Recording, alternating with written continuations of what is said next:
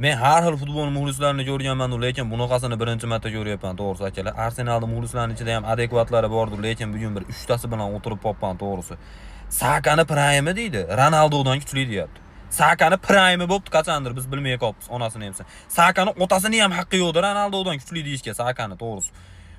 Uka 20 yil futbol ko'rganman, men bilan sportlashmaydi. 20 yil badminton ko'rmaysizmi shuni o'rniga? Kanoeda eshkak eshitib ko'rib o'tirmaysizmi? Shinshun Shinshundan kuchli devorganingizda hech kim tanimasdi bo'pti deb qo'yar. Ventilyatorda ko'rganmikin futbolni deyapman, to'g'risi. Chunki televizordagi futbolni unaqa emasda.